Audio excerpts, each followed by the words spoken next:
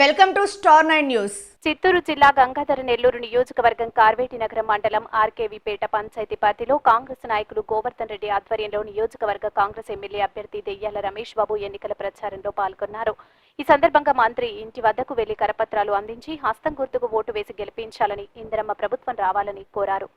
Congress party MLA అభ్యర్థి దెయ్యాల రమేష్ బాబు మాట్లాడుతూ పేద బడుగు బలహీన వర్గాలు ఈ రాక్షస పాలనలో కక్షలు పెరిగిపోతూ రాష్ట్ర ప్రజలు విసిగిపోతున్న తరుణంలో రాష్ట్రంలో అధికారంలోకి కాంగ్రెస్ ప్రభుత్వం వస్తేనే పేదలకు న్యాయం జరుగుతుందన్నారు. కాంగ్రెస్ ప్రభుత్వం కేంద్రంలోనూ మరియు మన రాష్ట్రంలోనూ అధికారంలోకి రాగానే ఉపాధి కూలీలకు రోజుకి 400, పేద మహిళలకు 8,500, రైతులకు 2 లక్షల రుణమాఫీ చేస్తామని, వృద్ధులకు, వికలాంగులకు 4,000 నుంచి 6,000 వరకు పెన్షన్స్ ఇస్తామని, ఇల్లు లేని నిరుపేదలకు గృహ నిర్మాణాల కొరకు 5 లక్షలు మంజూరు చేస్తామని, నిరుద్యోగ యువతకు 2,25,000 ఉద్యోగాలను కల్పించి ఇందిరమ్మ రాజ్యం రాగానే పేదలందరికీ న్యాయం జరిగేలా చేస్తామన్నారు. మన ప్రభుత్వం చూస్తున్నాము, గత 10 సంవత్సరాలు కూడా ఏ గవర్నమెంట్ వచ్చినా పేద బడుగు బలహీన వర్గాలకి ఎవరు కూడా ఉపయోగపడట్లేదు. ముఖ్యంగా ఈరోజు మన వైఎస్ఆర్ కాంగ్రెస్ పార్టీ గవర్నమెంట్లో మేము అనేక ఇబ్బందులను ఎదుర్కోవడం జరిగింది. మా పేద బడుగు బలహీన వర్గాలు ఈ ప్రభుత్వంలో బాగుపడిన చరిత్ర లేదు. ఒకప్పుడు ఇందిరమ్మ రాజ్యంలో మేమందరం సుభిక్షంగా ఉన్నాము, కానీ ఈరోజు అటువంటి పాలన మేము చూడట్లేదు. అదేవిధంగా మన వైఎస్ రాజశేఖర రెడ్డి గారి పాలన కూడా అద్భుతమైన పాలన మేము కాంగ్రెస్ ప్రభుత్వంలో గతంలో చూసినాము. ఈరోజు మన కాంగ్రెస్ ప్రభుత్వం లేని కారణంగా ఇక్కడ ధృతరాష్ట్ర పాలన కొనసాగిస్తూ ఉంది. మన రాష్ట్రంలో రాష్ట్రం రావణకాండ అయిపోయింది. ఎందుకంటే ఇక్కడ కేవలం బటన్ నొక్కే కార్యక్రమాలు తప్ప అభివృద్ధి కార్యక్రమాలు అయితే ఇక్కడ జరగలేదు.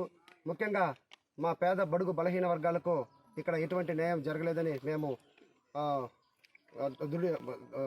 అనుకొని ఈరోజు మేమందరం కూడా కాంగ్రెస్ పార్టీలో చేరడం జరిగింది.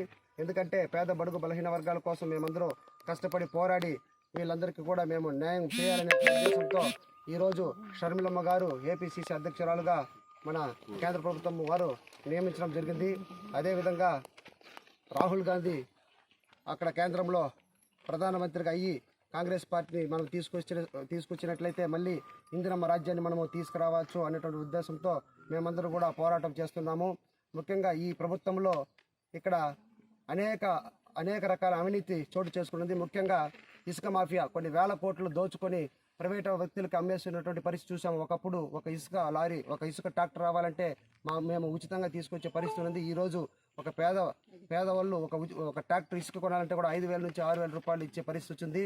ఇక్కడ పేరుకేమో ఏ సంక్షేమ పథకాలని తూతు మంత్రంగా ఇచ్చేస్తున్నారు. ఏదో 2,000, 3,000, 4,000 ఇచ్చేసి అక్కడ మా ప్రజాధనాన్ని వేల కోట్లని దుర్వినియోగం చేస్తున్నటువంటి ఈ ప్రభుత్వాన్ని మేము ఇంటికి పంపించాలి అన్నటువంటి కార్యక్రమంలో మేమందరం నడుము బిగించాము.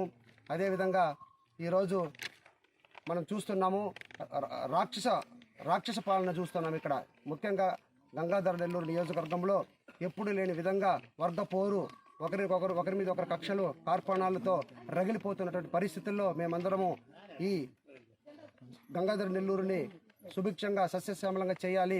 సో దీనికి ఈ గవర్నమెంట్లంతా ఇంటికి పంపించి మళ్ళీ మా కాంగ్రెస్ గవర్నమెంట్ని తీసుకొస్తే తప్ప ఇక్కడ మనము బాగుపడము అనేటటువంటి భావనతో మేమందరం కూడా ఇక్కడ కాంగ్రెస్ ప్రభుత్వానికి పట్టం కట్టాలని మేము నిర్ణయించుకోవడం జరిగింది.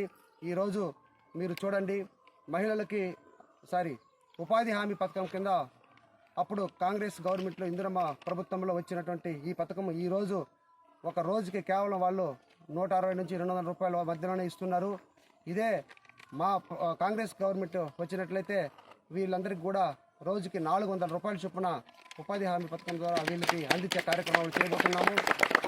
అదేవిధంగా ప్రతి పేద మహిళలకి నెలకి 8,500 చొప్పున, సంవత్సరానికి 1,00,000 రూపాయల పైన ప్రతి ఇంటి పేద మహిళలకు కూడా కాంగ్రెస్ పార్టీ అందించే ప్రయత్నం చేయబోతుంది.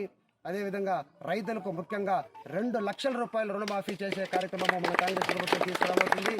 అదేవిధంగా వృద్ధులకి పెన్షన్లు 4,000 రూపాయలు ఇస్తున్నారు. అదేవిధంగా వికలాంగులకి, వితంతులకి 6,000 రూపాయలు పెన్షన్ కూడా తీసుకొచ్చే కార్యక్రమం మన కాంగ్రెస్ ప్రభుత్వం జరగబోతుంది. అదేవిధంగా ప్రతి పేద మహిళకి 5 లక్షల రూపాయలతో ప్రతి ఒక్కరికి ఇల్లు కట్టించే కార్యక్రమాలు కూడా మన కాంగ్రెస్ ప్రభుత్వం తీసుకురాబోతుంది. కాబట్టి ముఖ్యంగా రైతులకి గిట్టుబాటు ధర లేకుండా చాలా ఇబ్బందులు పడుతున్నారు. వాళ్ళందరికీ కూడా గిట్టుబాటు ధర కల్పించి గిట్టుబాటు మీద 50% అధిక లాభంతో గిట్టుబాటు ధరని నిర్ణయించే విధంగా కాంగ్రెస్ పార్టీ అడుగులు వేస్తున్నది. ముఖ్యంగా నిరుద్యోగ సమస్య ఎక్కువగా ఉన్నది మన రాష్ట్రంలో. ఇప్పుడు రాబోయే ఎలక్షన్లో మనం కాంగ్రెస్ పార్టీని గెలిపించుకుంటే వచ్చిన వెంటనే మన దేశంలో 30 లక్షల మంది నిరుద్యోగులకు ఉద్యోగ కల్పన జరగబోతుంది.